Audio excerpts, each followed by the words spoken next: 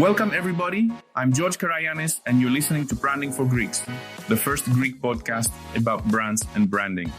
A chance to explore how brands are built, how we perceive them, what branding really means, the tools it uses, and how it can help businesses, from startups to multinationals, grow the value of the brands they manage.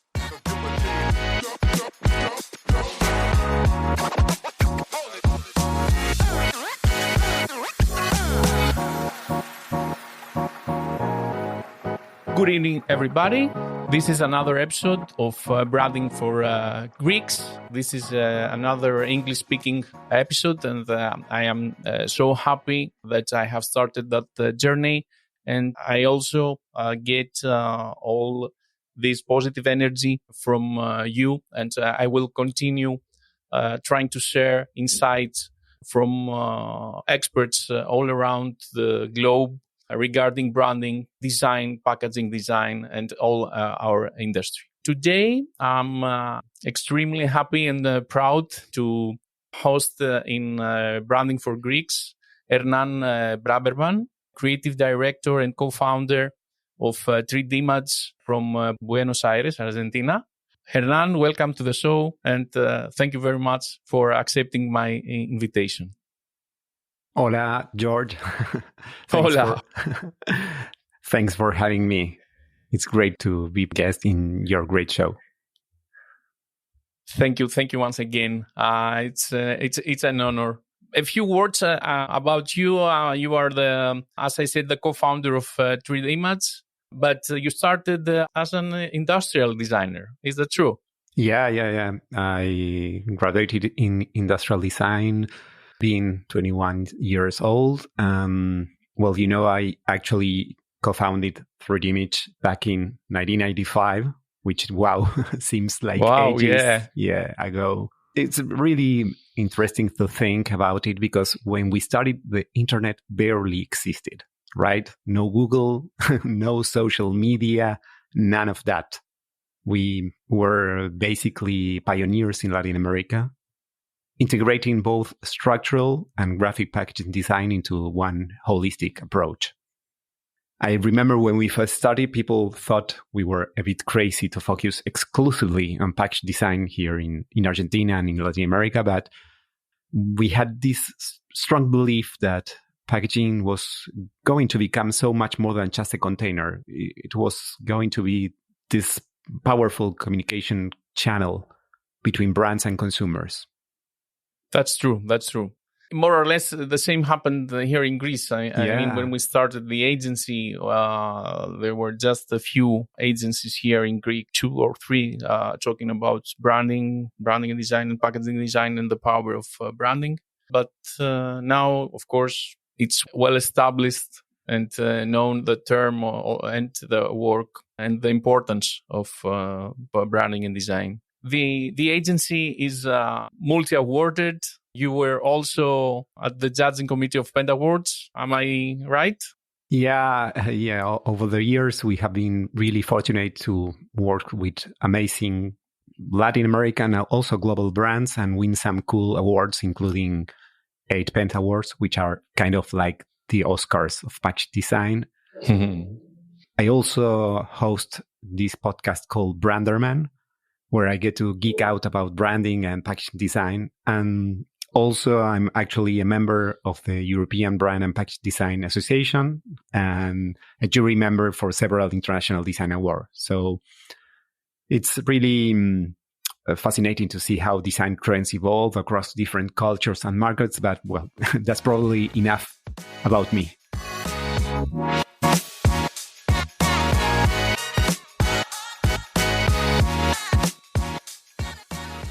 In a way, we will continue to talk about you because today I wanted to discuss about an article, a paper I have seen you uploaded regarding the packaging design trends of Generation Z.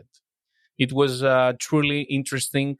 All the insights were great, and your approach and your research was pretty helpful and insightful to all the packaging design industry, at least in my perspective, in my opinion.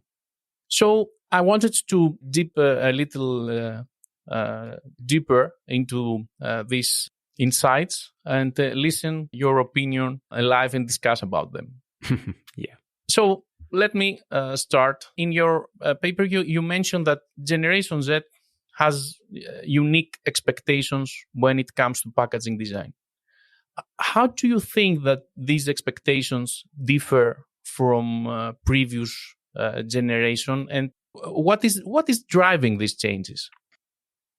George, this is such a fascinating topic. You see, Gen Z has literally grown up in this world of constant change and uncertainty.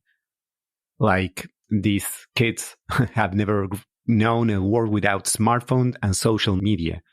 And that's just the beginning. So what's really, really interesting is how their mental health is actually shaping their aesthetics preferences.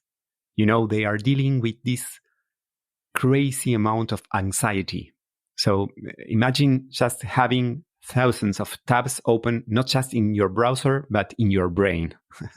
And this is literally influencing how they want their products to look and feel. Let me give you an example that really blew my mind. I was at this design conference recently, and we were looking at how Gen Z interacts with products in stores. So, unlike previous generations who might spend time reading labels, these consumers are making split-second decisions based on how a product makes them feel emotionally. It's like they have developed this kind of incredible visual literacy, lets them instantly connect with or reject a brand based on its aesthetics. So also there is something else really interesting, their relationship with technology and authenticity. So these kids are digital natives, right? So, but they are also the most skeptical generation we have ever seen. They will search every last corner of the internet to verify a brand's claims, for example. It's like they have developed this sixth sense for authenticity in a world full of fake news and filter reality.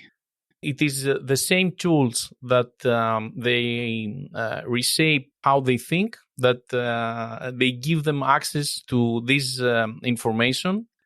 It seems like, they are working both ways at the same times. A smartphone, internet, it's a powerful tool that is shaping their aesthetics and the knowledge and the information they have available. It's truly amazing. Yeah.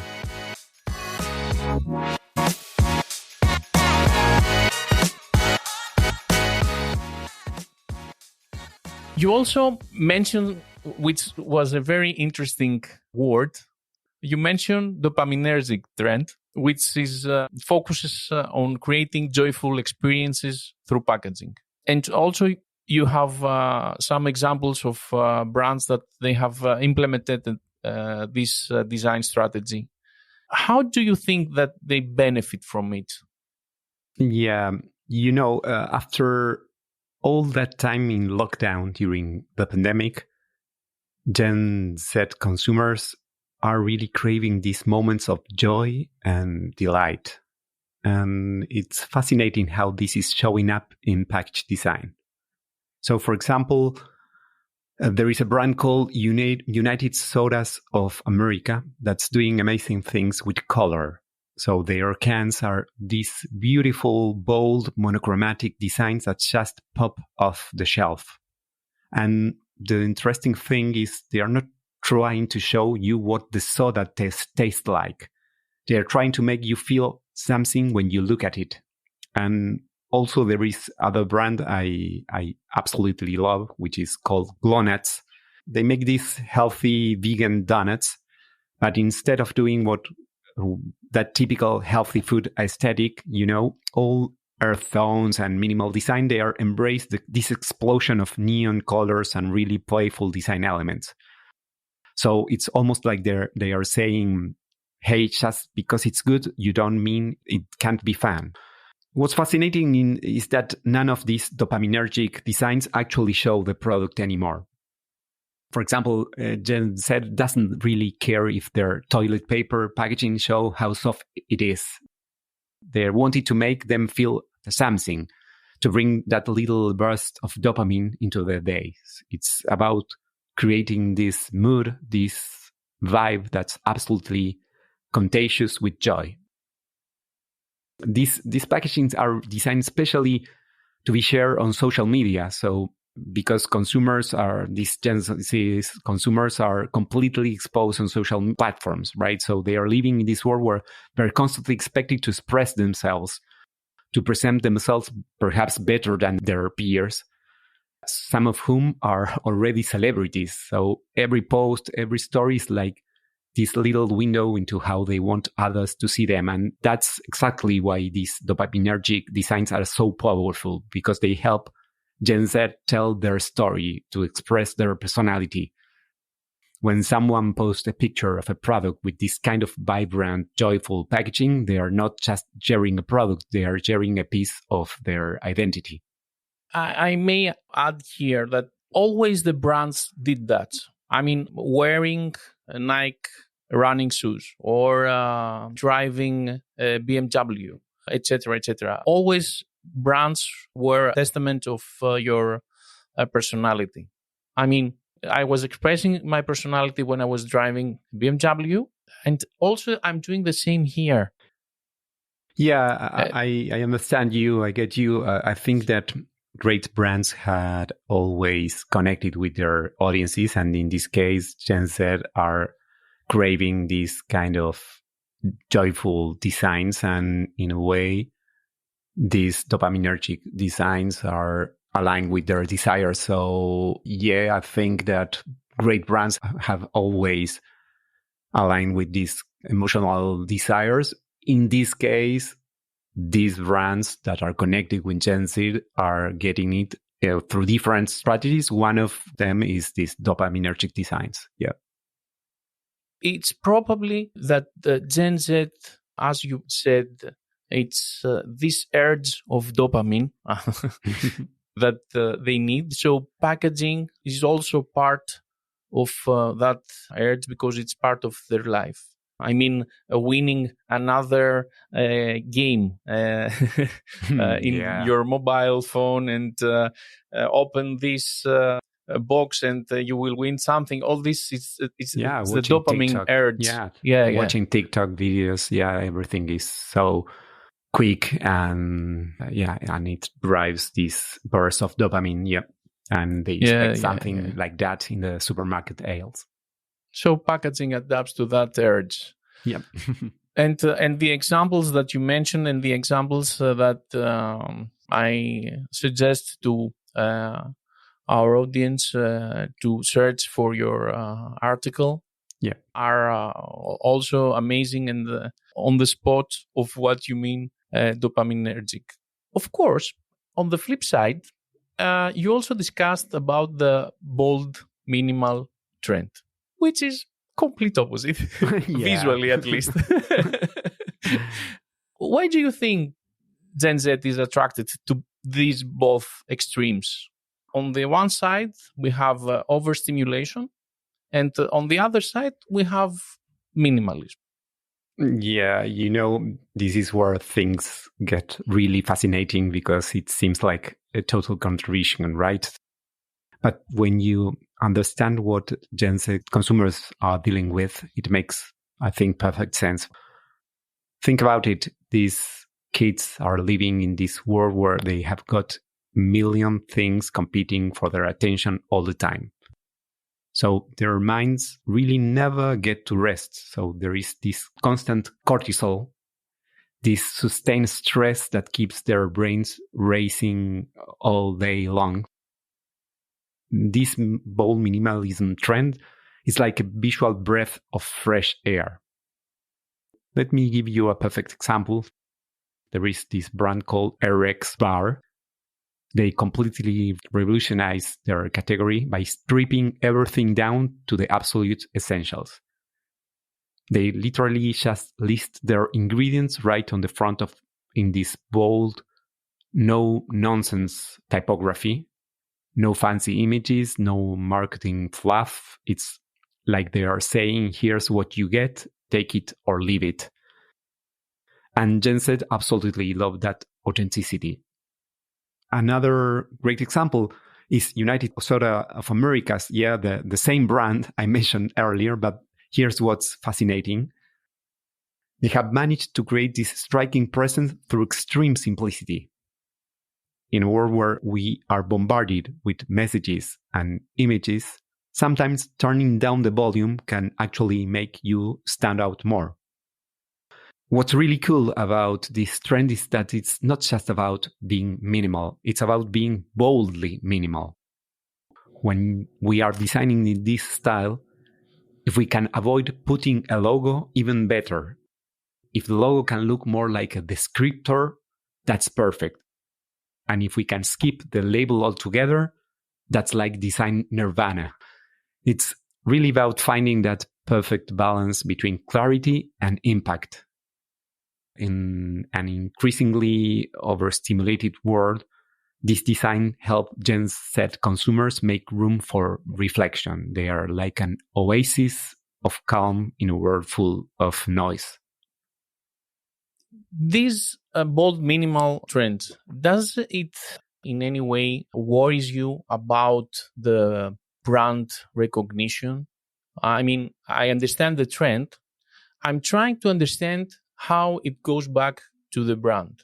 If you strip everything away and you are just typography, where are the little visual cues that you want to hook on the mind of your consumer? Yeah, I understand you. There is these kind of designs are sometimes called blanding. If you strip away every cue about a brand, sometimes you risk losing all your visual assets. I think these kind of trends sometimes are embraced by challenger brands, not established brands, because they risk losing their visual design assets. So you have to be very careful while playing with this trend, especially this bold minimalism trend, to look at your competition and be very sure that you will stand out playing this like kind of non-branding trend. So yeah, it's something that perhaps established brands can't embrace. A very good advice to designers and packaging designers out there and brand owners.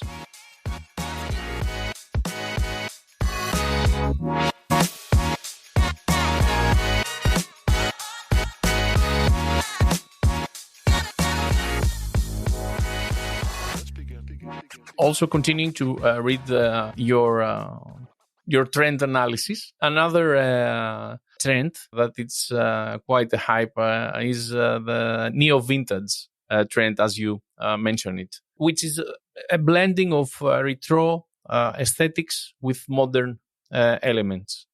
How do you think these trends connects and resonates with Generation Z and what we said up to now about them and how they think and they behave? What does it say about their values and their mindset? Yeah, these consumers are nostalgic for a time they never actually experienced. It's kind of mind-blowing when you think about it. Here we have this generation that grew up completely digital, but they are absolutely in love with these tangible, physical experiences from the past. For example, look at what happened with Polaroid cameras. You got these Gen Z consumers who grew up with Instagram filters suddenly going crazy for this ancient technology that produces physical photos. And it's not just about the pictures, it's about the whole experience. And what I find really fascinating is how this connects to their values and mindset. Because when we lose track of time, which happens a lot in our digital world, we tend to use nostalgia as a way to anchor ourselves in the present. So these designs remind Gen Z of how good things were in the past while showing them how good things can be in the future. And there is this whole subset we call even bitcore that takes inspiration from early computer graphics. It's like they are nostalgic for the digital past too. So it's a perfect blend of old and new that really resonates with them. Also, to me, it sounds also a way to feel secure. Yeah, In a world where everything seems uncertain. exactly. A young generation at least have the perception, because I can confirm that it's not true, that everything back there was Better. so nice and easy and straightforward. Actually, it wasn't, but probably for them, it's a polished image that they have in their mind through movies, probably. And they want in this uncertain world to have a secure place. And probably the past is a secure place for them. Yeah, exactly. Yeah, they want to feel sometimes pampered. They find this idealistic past to be better than the uncertain future. Yeah, and I can understand them.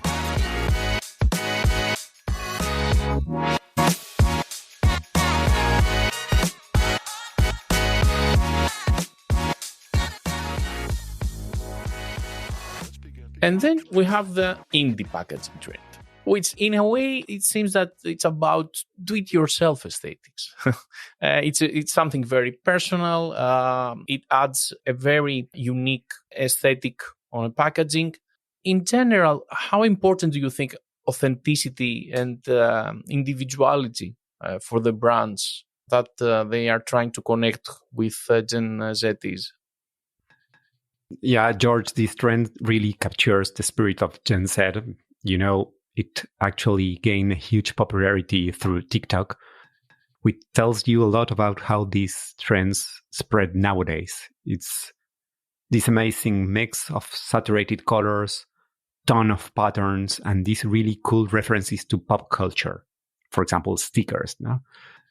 What I love about these trends is how it brings back this feeling of physical customization, you know, like how we used to decorate our school folders with stickers. Brands targeting Gen Z are reimagining our favorite products with these vibrant colors and disruptive gradients adorned with what might look like chaotic stickers at first glance. For example, take sundaes that make this healthier alternative to Oreos. Their packaging has this boldly childish aesthetic where everything turns into smiling cartoon characters.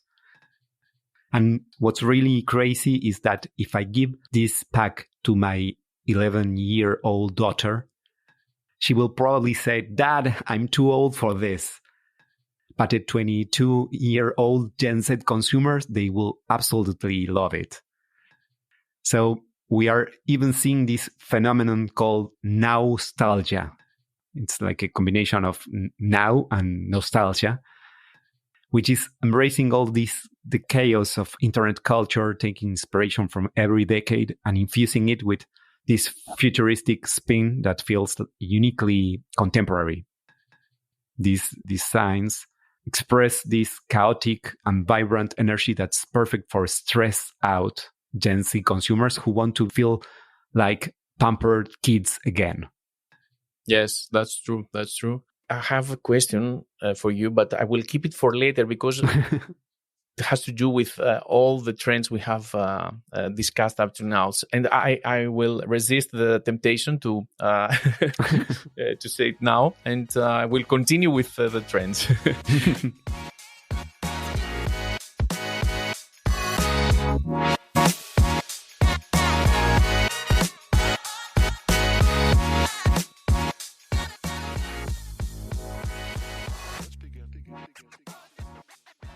Another trend you are mentioning in your article is the freak trend.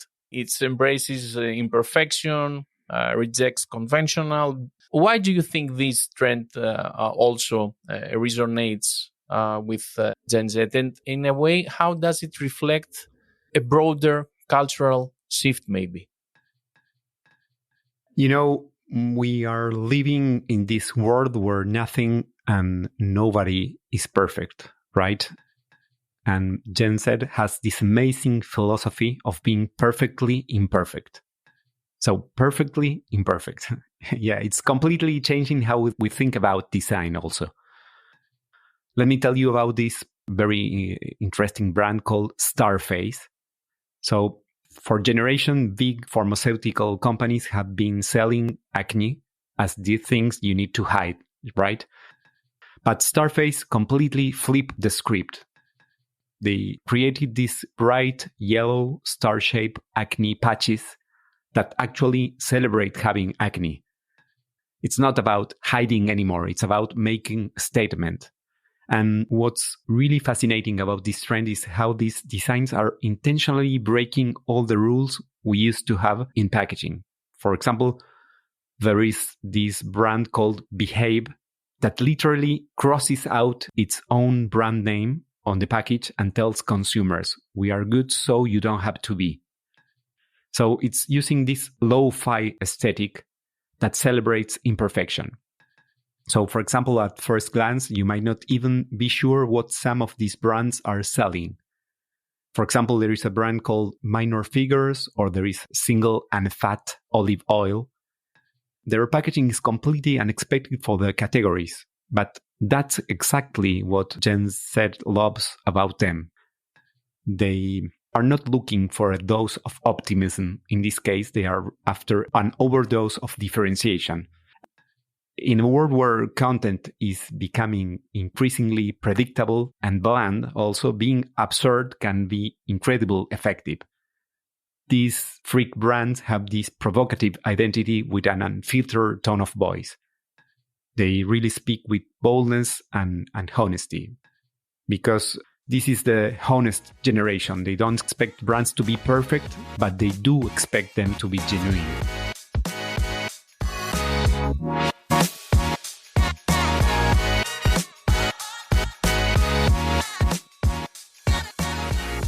That's true. That leads us to probably the classic question in such a podcast.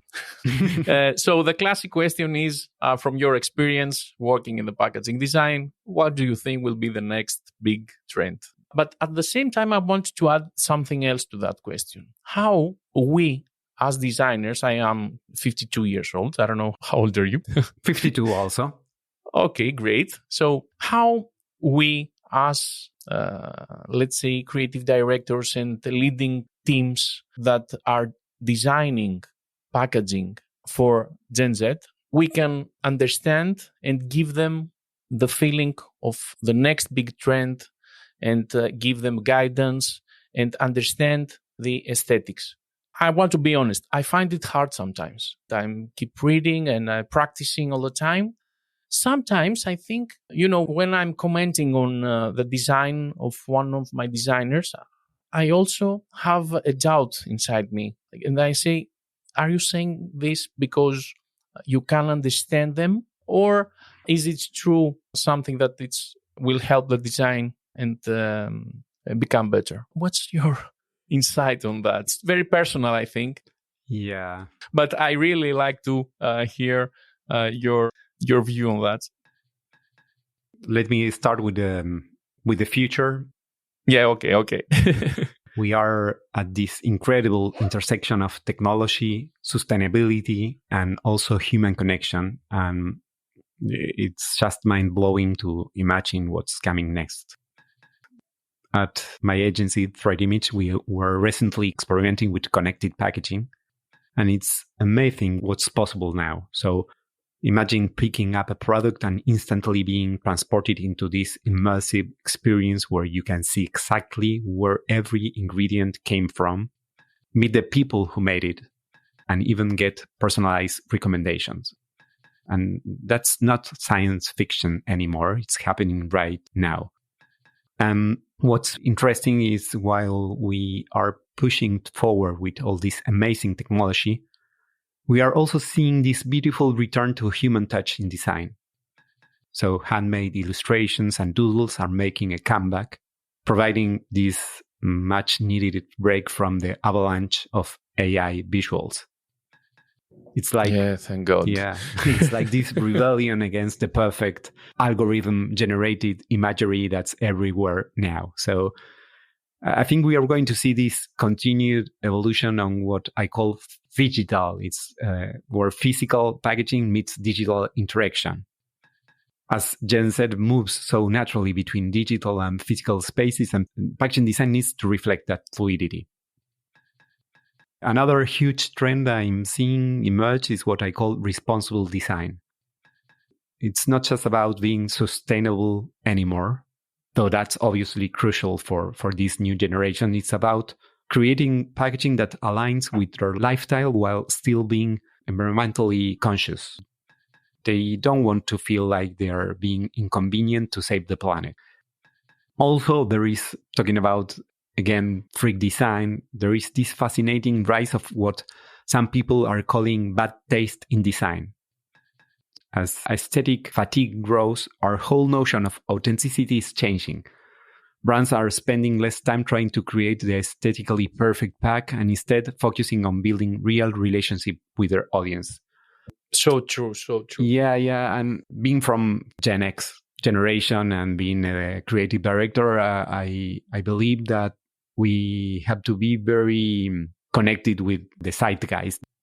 We need to be close to young consumers and understand them. In my case, I love music. I try, even sometimes it's difficult to listen to some music from nowadays. I try to understand it and try to see how they collaborate. And there's very interesting things, and also try to navigate TikTok and look at trends and how people try to show themselves vulnerable. And in that way, when I have the chance to work with a brand that's trying to seduce these kind of consumers, I try to turn down the volume from my old practices in terms of design codes and try to synchronize with these new trends and understand also, and also inspire my creative team, which has people from every generation, to try to do that kind of same exercise.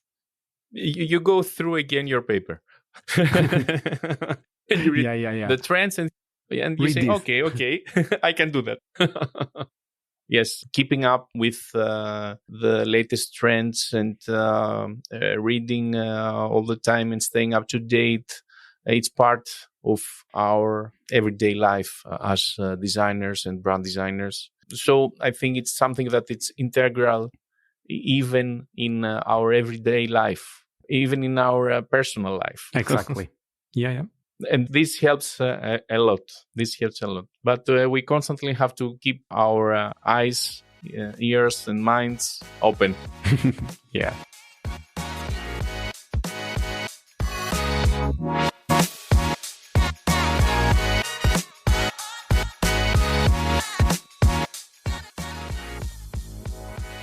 Since I have the chance to talk with you, of course, I would really like to discuss about the branding and design agency scene in Argentina, if you don't mind. Yeah, great. So you are a creative director in Argentina. How would you describe the current state of the market, of our industry there, how it has evolved over the past few years? You mentioned how you started and the evolution of your agency. Is it something similar to how also the industry in Argentina evolved? Yeah, the Argentine design and branding market is very dynamic right now. You know what makes it really unique? We have got this amazing mix of rich cultural heritage and also cutting-edge innovation happening simultaneously. And what's really interesting about our country is how we have learned to be incredible creative with constraints. We have had our share of economic challenge, right? And I know that. Sorry to interrupt you, but the same happens in Greece. Yeah. We are talking about the same country. I understand exactly what you mean. Yeah.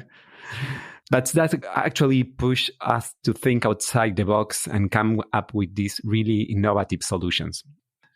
There is this saying in Argentina, which is necessity is the mother of invention. And well, in Argentina, we have turned that into an art form. So we have learned to be super creative and efficient with our resources, which has actually given us an edge in today's world where sustainability and resourcefulness are becoming more important. So, for example, let me tell you about this really cool project we just did at Tridimage. I think it perfectly illustrates what's happening in our market. We work with this brand called Las Quinas, creating packaging for their pricky pear marmalade. We use AI-generated art combined with HP Indigo's digital printing to create 5,000 unique labels, each one telling the story of the women from the tiny town who make this product. And it's this perfect blend of technology, social impact, and cultural storytelling that really represents where Argentine design is heading. We are seeing this huge shift in how local cultural elements are being incorporated into contemporary design. It's not just about using traditional motifs anymore. It's about reimagining them for a global audience while keeping their authentic essence. This is great, and in a way, you managed to answer also my next question, which has to do with the cultural history and how you blend that influences in your design. And I want to examine with you the bigger picture. Since I am in Greece, I'm a designer in Greece. Also, we had the opportunity to work with brands from abroad. Also, you are from Argentina, another part of the world, and also you had the chance to work with brands from abroad, from other countries. And also, we live in a world where the information and the culture, it's shifting in a more, at least how I see it, in a more homogenized. We live in a more homogenized. But at the same time, and I think we both are good examples since our countries have a very rich heritage. Yeah.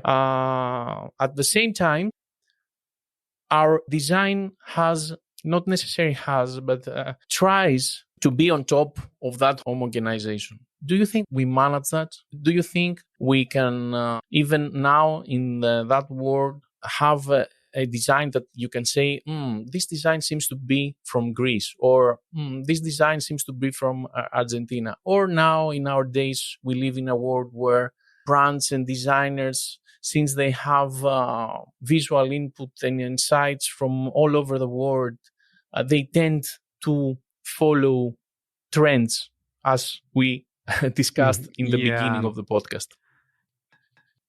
It depends on the category of the product we are talking about. There are certainly certain categories like wines or spirits where the local origin is communication vector that should be enhanced. So in those cases, I think that the local heritage will be valued by consumers. We are fortunate in Argentina that we have this incredible richness and complexity that naturally flows into our design work, because we are talking about a country that has been shaped by so many different influences. So European, indigenous, and all that can show up in how we approach branding and design. For example, if we are thinking about certain categories like wine in Argentina, we are seeing an evolution in the way we express our cultural identity through design. Like traditionally, Argentine design might have relied heavily on obvious symbols like tango or gauchos or mate, right? But now we are seeing this much more subtle and sophisticated integration of our cultural elements. When we approach a package design project, we are not just thinking about how it looks. We should be thinking about the narrative it carries, the emotion it evokes, the connection it creates. So in its case, you are doing what is right for the brand and what is the narrative that it has to say, despite living in Argentina or living in Greece. Are there any challenges that the agencies in Argentina face today? And I don't know, probably could be the same as the challenges we are facing or the challenges the European agencies facing. For example, pitching fees or the collaboration with clients or pricing. I don't know. Are there any Yeah. specific challenges that you face in Argentina, and are they differ from those you have in mind from other markets? This is such an interesting and complex question. The challenges we face in Argentina are pretty unique, and they really force us to think differently about design and branding. First off, let's talk about the elephant in the room, economic instability. When you are working in a market where the economic situation can change dramatically from one month to the next, it creates this interesting challenge for design agencies. We have to be incredibly agile and creative in how we approach projects. But you know what? I actually think this has made us stronger and more innovative as an industry. Another unique challenge we face is how to integrate cutting-edge technology with our strong craft tradition. We have found some really exciting ways to do this. For example, let me tell you about a project that I think illustrates this. Our recent work with Akamasoa. This is such a special project because it shows how we can use the most advanced technology to solve real social issues in a developing country. It's a strawberry marmalade initiative that's actually transforming lives in marginalized communities. This project was inspired by an Argentine father who works in Madagascar and now is helping vulnerable women in Argentina build their own homes, cultivate strawberries, and also produce artisanal marmalades. And what makes this project really unique is how we have combined social impact with cutting-edge technology. So we have used digital printing technology to create these incredible labels that mirror the colors palettes of the home these women built. Each art label is completely unique, just like their stories, and we didn't stop there. We incorporated digital fingerprint technology, which creates this secure, verifiable identity for each product. Consumers can actually authenticate their marmalade through their smartphone and learn about the impact they are making.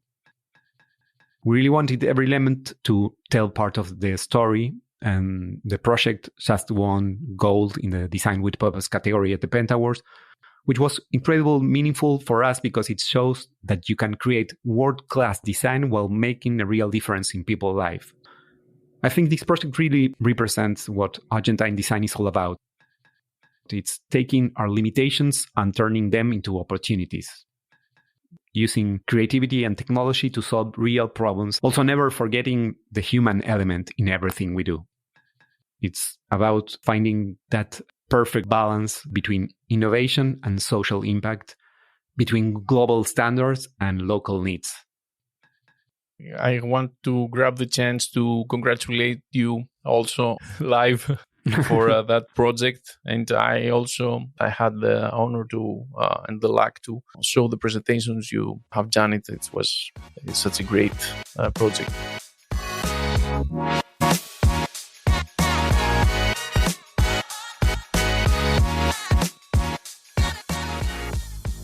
Hernán, it was a truly insightful discussion. Thank you so much for being in the show and accepting my invitation.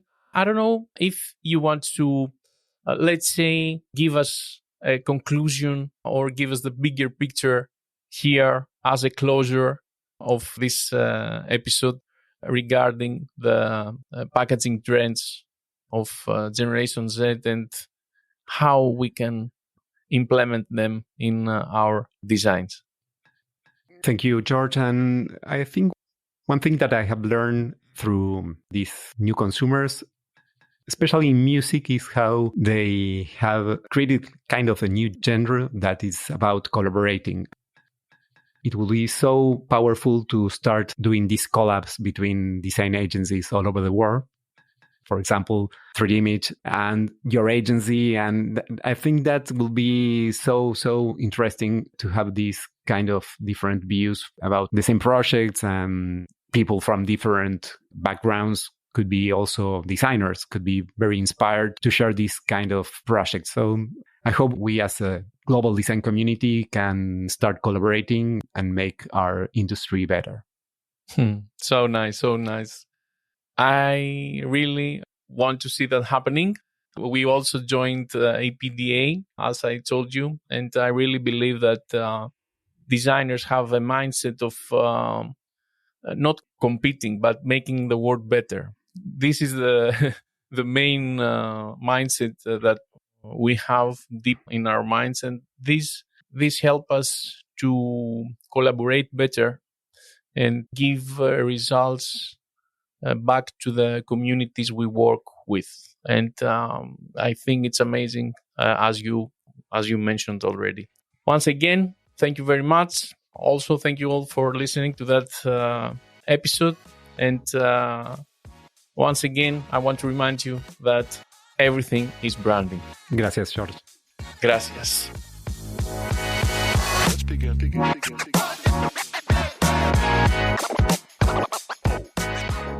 You've just listened to another episode of the Branding for Greeks podcast with me, George Karayanis. Until the next one, I wish you all the best. And don't forget, everything is branding.